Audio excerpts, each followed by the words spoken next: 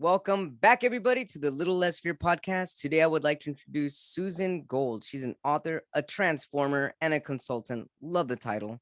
Navigating a ferociously challenging upbringing while bravely moving forward as an adult to face ingrained, outdated, and patriarchal programming head on, Susan now shares a unique perspective in viewing life challenges as occasions for transformation.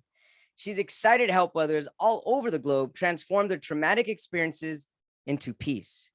Through her book, Toxic Family, Transforming Childhood Trauma into Adult Freedom, Susan turns the standard paradigm on its head, courageously leading others through their own journey of abuse, addiction, and surviving narcissism while creating a distinctly empowering personal and professional life. Welcome, Susan, to the A Little Less Fear podcast. Oh my gosh, Dr. Martinez, that intro, the vibrancy with which you delivered. I mean, if it doesn't work out in teaching and inspiring and being an author, oh my gosh. Dude, well, hey, it's your title. It's really your energy that you put into it. These are your words and I'm just interpreting it. So thank you so much for the interpretation, for your energy, and for being on my show. I really appreciate it. Oh, I'm so excited to be here. I was listening to a few episodes before I joined in, and you've had some amazing conversations. Amazing. Yes, I'm very blessed to be in alignment with incredible people, and you're in that alignment as well. So welcome. Thank you so much, Susan. This is a motivational podcast, and we talk about people's journeys. So let's talk about your journey. What brought you to where you are at today? It's a loaded question, but I know we've got time, so let's do this. Well, like a lot of us, I started out in a childhood home of chaos and drama. My dad is an astrophysicist, genius, but he had a little issue with alcohol. The cork on the bottle used to unpop at 7:30 a.m. and you'd hear glug, glug, glug, glug. And he had a womanizing issue. He's a narcissist. My mom was busy raising the 5 kids. She was waiting for her turn at education, but it didn't come. And what she did to soothe was to use food. So she was a compulsive overeater. And back then they prescribed diet pills, speed. Yes. As the remedy. And I didn't realize that until I was in my 20s. Oh my gosh, I was raised by a drunk and a speed freak. And I think also she may have had a mental health issue. Yeah, well, definitely. It's interesting that you bring that up because the class that I teach is drug use, and when the lecture that I gave last weekend was on, some of it was on like diet pills and stuff. Or is that coming up? Actually, that's this Sunday coming up. But we're discussing diet pills and how it became an addiction for a lot of people, and it still is all over the world actually. And it's and you were in the middle of it. So how did you continue your journey being in the middle of it? And where were you in the child? There were 5 kids in your. I was smack in the middle of 5. I have an older brother, an older sister, 2 younger brothers. Each of us have a very different experience growing up in that household. And the most abuse was between my oldest brother and myself. He really, I mean, God bless him. His whole childhood is a blackout. That's how traumatic it was for him. Yeah, it was really tough. I'm not gonna lie. My mother's could be so loving and kind, and the next moment be beating you till you're swirling and seeing brown. You just never knew when the violence was going to come. You just knew it was going to. And I just focused on using. I'm sorry to interrupt. Was that when she was using or when she wasn't using? Honestly, I am going to venture a guess that it was both. And that's why I think she had a disorder that was not treated. She would stare off into space often, and her personalities would flip on a dime. Mm-hmm. It is very common, Susan, for people to have personality or mood disorders and be using at the same time. It's actually pretty common. So how did you navigate through all that, especially being smack in the middle? I mean, that's challenging for anybody to go through, no matter where you're at, whether you're first in line or the last. But how did you continue? I was the peacemaker. I stayed mum as much as possible, and then I would try to glue everything back together. I try to be invisible. And perfectionism has been an incredible issue, lack of esteem and self-worth. But I knew I was different. I knew I didn't fit. I knew that very young. I knew I was in a chaotic and dysfunctional environment very young. I have memories going way, way back. It's kind of surprising to my other siblings. But I feel I was dropped there with intention and purpose. And I used to go outside and lay on the grass, sort of earthing before I even knew what that was. And then praying that they would help me escape, lift me up onto those clouds with you. How did I get in this circumstance? And you need to help me out. And I did the same with the night stars, the night sky. But I was very focused, and I used to watch Barbara Walters on my beanbag chair in my belly. And I was love like, Barbara Walters. I'm going to go to New York and be like Barbara Walters. And ultimately, I did go there. And ultimately, I needed a little more income than I was making, working at a global talent agency. And Barbara Walters became my personal exercise client. That's incredible. Wow. So you went there with a specific intention and it kind of happened. Yeah, not exactly the way that I had projected, but yeah, and she would have loved you. She was totally supportive. She was a girl's girl. She took one look at me at 7 a.m. one morning and said, Susan, get in here. What's going on with you? Whoa. And she was a great interviewer for a reason. She got it out of me that I had been sexually harassed in the workplace. I worked for an agent, and he chased me around the office. And she said, I'm coming to work with you this morning, and we're going to confront this man together. Whoa. Thanks, Barbara. I'm going to be okay. Did you end up confronting the guy with Barbara? That day I did. And he asked me, do you have everything you need? And I'm like, yeah. He goes, okay, great. You're fired. So I had like 2.5 months of cash in the bank. I was living in New York City on my own. I had just gotten sober. I was probably, I don't know, maybe 3 months sober max. And I had just extricated myself from an abusive relationship, which I'm embarrassed to say I was staying in because the gentleman held the purse strings. So I had a lot of addictions to address straight on forward. And Barbara offered me an assistantship with her then fiance, who was running a film company. But I couldn't play that role anymore. So I created my own talent brokerage firm, and my first deal was to knock on the door of the factory and convince Andy Warhol to do a commercial that he didn't want to do. Wow. And so what happened? Well, I made a name for myself because I saw Andy's pugs. They were running around his studio while he was like madly penciling at this stand-up desk in the center of the studio space, which was like completely black, with the exception of this pin spotlight that was coming down and his platinum hair going in 17 directions.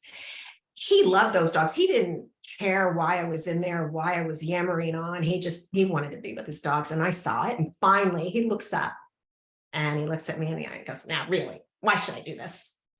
And I'm like, because you can have the pugs in the shot with you. Yeah. And that was pretty much it after that, huh? That was it. And I have to thank my upbringing because, I used a lot of intuition. I was quite telepathic. I could read thoughts until I was about 10, and it became too dangerous and I shut it down. But I used that in my career, and I could succinctly tell that I was in that studio with him for purpose. And just, I listened to that intuitive voice about the pugs, and that really created a name. And I was able to take that into television and film producing, attaching talent to projects. And it's incredible, Susan. Yeah. Let's go back into, I'm really fascinated by intuition. It's one of my favorite topics.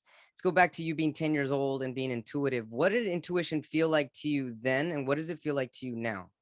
So then it was a clear voice, clear bell, and it was queasy. And sometimes it would come from my center solar plexus. I can't speak, which is like top of the rib cage, just below the breastbone. And then other times it would be almost like off on the corner, like coming from the right corner down. Oftentimes it would come when I was like nearing a traumatic trouble point. With my mother, my father, my brother, but it could also come when I was just sitting on the wiggly vine tree and like watching the leaves rustle in the sunshine. So I was really attuned to it, but I started vocalizing some of the messaging that I was getting. Mhm. And adults didn't want to hear that. That was very inconvenient. So I just learned it was better to shut that down and off. And it did not come back until I got sober and until I started meditating. And it was after a week-long silent meditation retreat. Yes. And I went to Gelson's, the grocery store, to get Yeah. some groceries after the retreat. And I heard what the checker was saying, like her self-talk. I could clearly hear it. And I was like, oh, I think we're going to be shutting this down. So very clear with telepathy. So the telepathic skills that you had when you were 10 and you used them and you were shut down for using them, what happened? What did you say that probably scared adults? Because you were probably on point and they probably didn't want to hear you being so raw and real with them. But what do you remember a specific Oh situation? yeah. Oh yeah. So there was a woman whose husband was the basketball coach at the college where my father was teaching. Uh-huh. And she had two sons, maybe more, but the oldest was henpecked and named after his father, her husband. Uh-huh. And the youngest could do no wrong. The oldest was just treated brutally, just with ridicule. And I could hardly stand it. And I was standing at the bottom of the staircase. She was at the top. And I just laid into her. I was like, this is what's going on. You have to stop it. It's not okay for your sons, both of them, but particularly the oldest. And you have to clean up your issues with your husband. I was 10 years old, like laying this out. Wow. That's a 10-year-old saying that. And I can only imagine their eyes were kind of popping out, looking at you like, what in the world? How do you know this? She was stunned, speechless. Yes, I can imagine. So that, wow, that's a really great example. And I can clearly see it and picture that. It's incredible. And you know what? I also see it. Some people feel it's a gift. Some people feel it's a natural talent. What do you feel intuition is? Is it a gift? Is it natural in all of us? Is it innate, or just some people are able to tap in a little more clear than others? What's your opinion on this? We all have it. I could probably sit with somebody that swears they don't have it. Yeah. Oh, And I've met many people that don't feel that they're intuitive, right? yeah, but like within 20 minutes of conversation, you can cite 3 examples of how their intuition really blossomed and helped them in their circumstance. Susan, but what's the difference between intuition and telepathy? Well, intuition for me is that still, small, quiet voice. Like, okay, so I went to LA and I thought it was for a career move. And it was a great career move, but it was also to meet one who I consider my greatest guru, maybe my greatest guru, but I'm not sure. And I'm not done yet. So we'll see. But that would be the man who would become my ex-husband. Okay. And I was drowning. My energy was being depleted. Life was getting harder and harder. I was in a smaller and smaller box. And I tried to make my husband accountable because even though I knew the marriage was past its expiration date, I didn't want my family to melt and break up. Sure. So we went to a mediator and we're working through some points and we got to the final point and I thought, oh, my marriage is saved. This is fantastic. Mm-hmm. And his eyes went in those cold, dark slits. And he said, I'm hiring an attorney and I'm filing for divorce. And I heard that intuitive voice so clearly, crystal clearly. Mm-hmm. This is the universe doing for you what you cannot do for yourself. For yourself. Yes. That's intuition. Oh, yes. Telepathy is, I know you had a burger and fries yesterday, even though you didn't want that burger and fries. And you thought about the wine, you went with the no alcohol beer, that kind of thing. That's telepathy. Like I just pick it up when I want to. I keep it turned off most of the time because it feels like it feels like I'm not really living life. It feels like I'm like got some kind of cheat sheet and I really want to engage. I could really do it with my son who's 19. And I shut it down hard because I didn't want him to feel. He used to play with me when he was little. Mom, what am I thinking? And if I really let it out, he'd be like, whoa. So in a way, it's also like like psychic abilities as well, right? They're kind of all within the same energy field. I'm not an expert. I only have my own experience. And I know Sure. that as my energies are ascending, as I'm Yes. getting clearer, as my heart is opening, as those The layers higher of you vibrate, yes. Your high the, vibrations are attracting the natural way of communicating the way our ancestors did thousands and thousands of years ago. That's amazing. That's yeah, beautiful. And people were yeah. communicating more intuitively and telepathically back then. I mean, if you think about it, I mean, cavemen, I mean, they were grunting, and they kind of knew what they, they knew what they needed and what they wanted simply by making sounds. So it's kind of like vibrating high helps you communicate with your highest self and helps you communicate with other people's highest self. That's amazing. That's beautiful. So tell us about your sobriety. Oh, that happened when I was 25. So I was like my dad. I took a slug out of the wine jug at work to ask for a raise. And I was like, yeah, something's wrong with that. And then my relationships were getting seedier. There was more drama. I was repeating behavior that I had seen demonstrated in my home, in my upbringing. And I knew there was a problem. I was telling lies when it was like just as easy to tell the truth. And so I got help and I was led to a therapist. I don't know how I got there, but immediately he started talking about how much do I drink? Is there alcoholism in my family? Does my father drink? I was like, dude, I am in so much pain. We have no time for this. Like drinking makes me happy. Yeah. And he was really, really wise. He said, while you're in treatment with me, no drinking. You might want to go to meetings to check out your dad's drinking problem. And you might want to go to other meetings to learn how being raised by an alcoholic affected you. And so you went ahead and you did all that. I did. And I've been clean and sober for decades now, probably before you were born. Yeah, for forever. 4.5 years clean was the first time I went to a rehab. And it was because I was in the middle of a business deal that replicated one of my roles I played, which was breaking up the fights between my parents. One night, I woke up by my parents screaming. My mother was pleading for her life, asking my dad not to kill her. And I opened the door, and my father had his arms raised above his head with a shiny object, which was a knife in his hands. And she was on her hands and knees with her head in her hands. And I just screamed, stop it. And then I immediately like just passed out. Well, this episode was sort of recreated in a work scenario, and it just pushed every button I had, and I just split out of self, and I had clinical depression. So friends noticed, because when you're in recovery and you can get real people and you have a support system, Sure. they saw it and they got me help. And you got help by going. This was 4 years after your sobriety. I was 4.5 years clean. I went to a treatment center that treated addicts and codependents, and it was attached to a hospital. And they did blood work and they said, you're low in serotonin, you need this medication. And I said, yeah, I'm not taking medication, I'm sober. And they're like, yeah, you need to take this medication so you can level out. You can be on a playing field where you can do the work. You're still going to have to do the work. It's not going to take that away.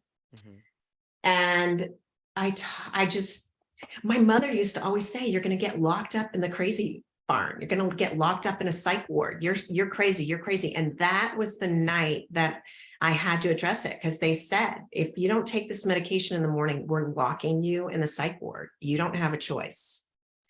And so I prayed for a miracle. I asked Source for guidance, help me. And the next morning, this angelic little 17-year-old heroin addict, this was her like fourth rehab. It was so painful. She had beautiful curls. And she said to me, if you came to this treatment center and had the blood work done and they said, this is the medication, you have this issue, would you take it? Mhm. And I was like, yeah, I would take it. So I took the medication that morning, and it was actually a decade of learning what clinical depression was, how depression came on, how it affected me. And I was off and on medication for 10 years until I learned the signs, and I haven't used it in decades. Yeah. Mm-mm. So you overcame it. I don't know if that's possible, but when I went through that divorce, the last 2 months got really intense because my ex really knew the jig was up, like he couldn't bully me and this was really going to happen. And I got suicidal with guilt and shame. And Mhm. so I set up a friend for every day of the week and committed to calling them. And if I felt suicidal, committed to calling the next person if they didn't pick up the phone. And that's what got me through the That's last two excellent. How did you get months. that idea to be calling a friend and to set that up? That's empowering, actually. Well, you can use it if it helps. Anybody can use that tool if it helps them. I'm It's not an sure excellent where it tool. came from, but I knew I needed support. I needed to be accountable. You know what? I think it came from that treatment center because when I first arrived, I used to have to go to the front desk and like give them a level on my suicide Hmm. urges. What's your level between 1 and 10 now? And I think because I had to be accountable like that, and I knew that I was in trouble, having gone through depression, I knew I was in trouble. And I didn't want to go to the point where I couldn't work with the trouble, that it was a tsunami. So I knew I needed help and support, and I just surrounded myself with support in that way. That's excellent. And so you started to call your friends once a week and they started to uplift you. How did that process happen? Yeah, it was a friend assigned to a Sunday and another to a Monday and Tuesday. And if they were not available, like if I didn't get a hold of them, I commit, and I was suicidal and I needed to talk, Mhm. I would commit to call the next friend on the list and continue to call until I got somebody live, because I knew connection, human connection, Yes. is really important. It's extremely important. Connection is one of the biggest reasons why a lot of people are depressed and suicidal because they feel the lack of connection. You did incredible empowering thing to lift yourself up out of that low vibration. That's really amazing, Susan. And how long did it take for you to continue on this, calling your friends and what did they tell you? I mean, were you just telling them, "Hey, I'm still feeling like this," or "These are my thoughts," and did they just try to encourage you out of it, or did they invite you out? What happened? It would be a mix. It would be a mix of things. They would talk with me about, experiences they had. They would invite me over. They would ask if they could come and visit me.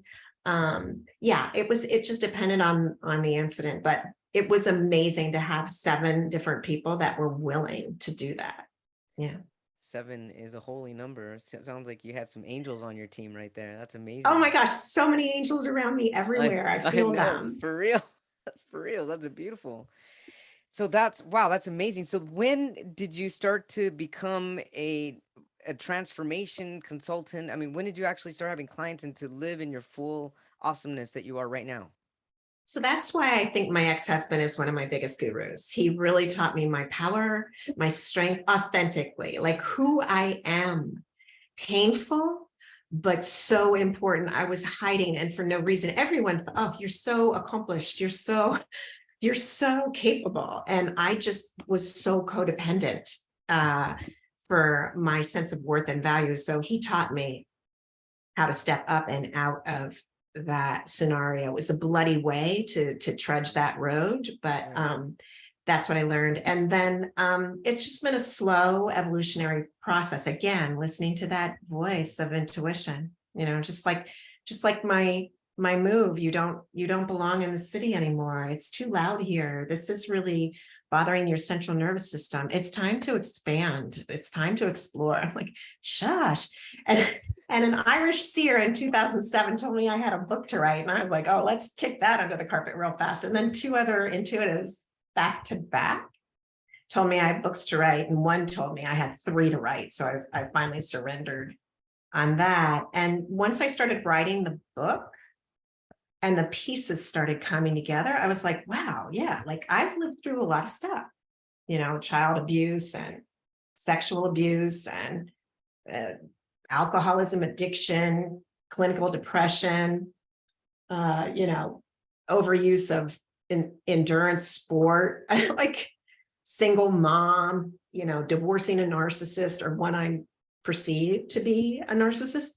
And just the entertainment industry and how I became a producer and how I've navigated my work life. Yeah, I do have some things like that I could share that could actually be Incredible. helpful to somebody else. And it's been a pretty interesting ride personally and professionally. And so it was hard to get that draft, but like I spent 15 minutes a day at the computer, whether I had something to write or not. And I wouldn't recommend it. That was my old bulldog producer chick, like coming out in spades. But, I had a manuscript after a year, and a wise friend said, okay, take another walk through that manuscript and write it from little Susie's point of view.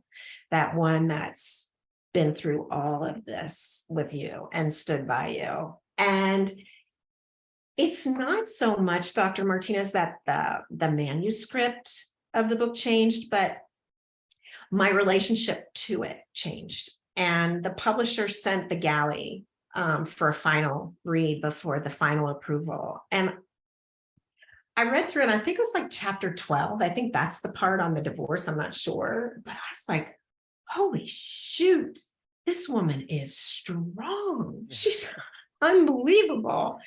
And just that had me gobsmacked. And also I put together a little workbook in the appendix because it's exercises that have helped me. I don't know, maybe that line up 7 friends and call them every day is in the workbook. I'm not sure, but if it's not, it should be. But anyway, like real exercises that helped me. And like putting together the book made me realize, yeah, you know what? I need to just have conversations about it and get it out to people that might need it. And organically, like not with this digital cacophony of, I'm going to give you a free webinar and then you're going to sign up for my workshop series that really costs $10,892, but I'm going to give it to you for $350. I just I cannot do it. So, yeah. So here I am helping others through conversation and sharing my life tools, because I don't have letters behind my name like you do, but I definitely have experience and I definitely have, practical tools that I'm able to share openly. And it's my privilege to. You do have letters. You have incredible letters. I mean, they may not be printed from, I don't know what kind of printer they use, but you've got your own beautiful letters. And that's what makes you your unique, incredible self. So your book is Transforming Trauma, Embracing Life Challenges as Gifts of Soul Evolution. I love that title. Oh, well, I wish that was my title, but it's actually, really? Oh, what's the title? Yeah, it's called Toxic Family, Transforming Childhood I Trauma apologize. into... I totally butchered that. I put Transforming Trauma. I don't know why I put that there, but it's Why Toxic not? Family. Why not? Well, toxic family. See, this is your intuition picking up. Toxic family was not my title. I was like, publisher, I am not throwing my family under the bus. There's nothing Jerry Springer about me. And she's like, this is what the book is about. Like, you transform childhood trauma into adult freedom. And it was through a toxic family. That was the instrument. If people go to a book called Magical Illumination, you're hitting the wrong target market and they're going to be freaked out. Ultimately, I realized, you know what? This woman's right. She's very clever. And I think, toxic family, just a lot of us have it, right? And it's a taboo conversation, and it's time to have the conversation. And I love my family, and they're all doing the best they could. I mean, my father came from a twisted upbringing. My mother came from horrendous abuse that was not treated. They did beautifully playing these roles. And I really believe my challenges and my challengers are my gifts of soul evolution as I trudge this nasty road on earth. It's a freaking rough schoolroom, but it is one of such incredible brilliance for really evolving. Okay, I'm not going to butcher it. Toxic Family. The title of your book is Toxic Family, Transforming Childhood Trauma into Adult Freedom. I love you, Dr. Martinez. I It's love you okay. too, Susan Gold.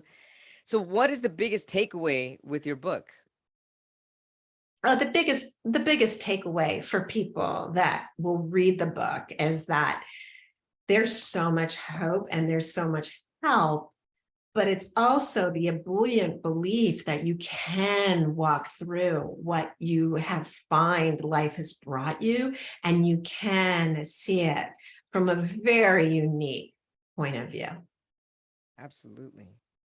When you go, let's go back to when you were writing the book. You mentioned that you had to go back and rewrite the manuscript or edit and in little Susie's point of view. How was that different with Big Susie's point of view? What was the difference? Big Susie's very driven, very focused, very methodical. Like, as a producer, you come in at 7:30 a.m. and by 1:30, you have to have multiple ethnicities with differing points of view on set, ready and primed to talk about the issue. This is, if you're working in television news, which Mhm. I don't wish on anyone.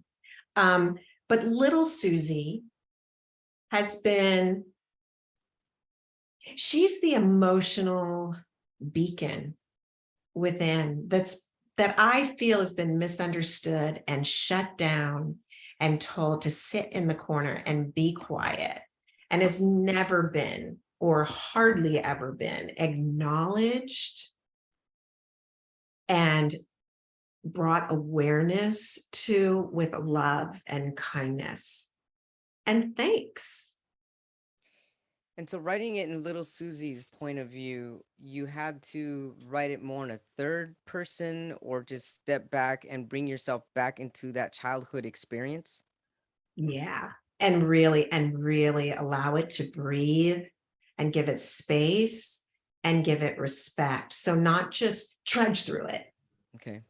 and move through it. Hmm. And you've done this in therapy and you've done it with this modality and that modality and blah, blah. No, this was what really happened. And I was really frightened and I was really scared and I was really hurt, or I was really joyful, or I was really mesmerized by the magic that was happening. All that comes from little Susie. And I She's a can truth also, teller. oh yeah, most kids are. I mean, most little us, little former us is the truth teller, the truth seer, the truth feeler. And when you wrote it, when you went back to write it in little Susie's eyes, did you feel more of a healing? Did you feel a little more healed? There was a soothing that went on, that all of this finally made sense. All the strands became the brocade. They became the beautiful tapestry that this story has been. And it became not just a life experience, but it became a legacy. So what I'm feeling from this is that when you were able to tap into little Susie's point of view, it was written more in the eyes of love and acceptance of what it was and how it all happened, rather than writing it in Big Susie's point of view, which is more methodological and kind of more hard. You kind of brought it more into a softer point of view, therefore making it more easy to connect with the world around you and other people. You said it perfectly. You said Great. it with insight and with, obviously, your own compassion and your own love that you've experienced as a result of your experience and as an empath. Like, I'm an Absolutely. empath. Yes, Yeah. And absolutely. that's beautiful. That's so beautiful. Thank you. Yeah, well, thank you. For reals, thank you. So speaking of that, what is compassion coming from your experience, and what is an empath coming from your experience? Well, an empath, from my experience, is one who can really feel the emotions of others. Okay. So it's not, it's like someone can tell me a story, but I can read more deeply into that story and really feel it in the cells of my being. Uh-huh. And I've had to learn boundaries as a result. It's been Yes. very important. Um, and empaths are very attracted or attractive to narcissists. So the exact flip side, the opposite. So empaths will give, give, give. And being attracted to the narcissist, that's because that is, I'm assuming that happens when empaths are not fully self-aware and don't have Yeah, the boundaries, because once you actually yeah. have the boundaries, then narcissists are not able to cross those boundaries. They cannot penetrate. And that's what I Yeah. learned, as a result of my own marriage dissolving. And it took probably 7 years Hmm. of creating some real hard boundaries. But yeah, now I can spot a narcissist like boom. Oh yeah, I can imagine. I can definitely imagine that. And so, what is the difference between being empathetic and being compassionate? So compassion for me is it comes from my heart space, Hmm. and it's really a gentle pouring of like a salve, a soothing salve that Okay, I can feel in my heart, but it also radiates to the other person. So I that to love that. me is compassion. I love that. So yes, so compassion, having compassion radiates to the other person, whereas if you're an empath, it's all you soaking it in. Sucking it in, yeah. One way. Yeah. Yeah. That's a really great way, and I can clearly feel that as well. Thank you for that explanation. So this has really been, oh, one more thing. You mentioned something in the very beginning of this interview where when you were a child, you had experienced what was called earthing, as an EARTHING. I know what earthing is, but for the people that are listening for for the first time, what is earthing, and are you practicing earthing now? So you probably have noticed your pets doing it. Dogs love to go outside in the grass and lay down and, Yeah. roll in the mud. So Right, right. earthing for me is sitting or standing, usually barefoot, not with a rubber kind of sole on, unless that's all you can do. But really getting in touch on a physical level with Yes. with the earth, with the ground, with the grass, with the rock. Like how you go to the beach and you put your feet in the water, or Oh yeah. even just sitting in a stand, and you just feel so much better at the end of the day. You Oh yeah. like feel well, that's earthing to me. Yes. And And just to go a little it's deeper, yeah, we're electromagnetic humans, and we are living an electromagnetic life. In order for us to get magnetized and get charged, we need that earth energy, which is why it feels so good, and that's why it feels so vibrant walking barefoot. And that's why little kids, you see them with their shoes off, running around all the time. They already know this stuff. and They don't same mind thing getting their with feet this. dirty. No, and same thing with the sun. I think we've been trained the wrong Yes, way. I think the sun is imperative. I think a little definitely. sun, no block is is a good thing, because I think that it has information and messaging. It does, and it actually does also to our eyes. A lot of people are wearing sunglasses, and it's actually blocking a lot of the stuff that our brain needs these messages, like just in order to adapt and to be able to see the more the physicality all around us. We need these messages, but I mean, obviously, everything with in moderation. You don't want to overdo it or keep staring at the sun, but we need this light to be reflecting in our entities. It's really beautiful for growth and expansion, definitely. Susan, where can our viewers, our watchers, our listeners find you and your book? Yeah, just go to susangold.us. That's Susan. That's www.susangold.us. Thank you so much for being on A Little Less Fear podcast. Keep sharing your light, keep sharing your story. It's definitely inspiring. You went through this for a reason, and sharing your story is going to uplift other people. I can guarantee you that. You've uplifted me, you've given me your energy, and I wish you and all of your loved ones an incredible life. Thank you so much for sharing your love. I really appreciate it. It's been a gift to be here with you. Thank you. Absolutely. A beautiful gift. Thank you. Take care now.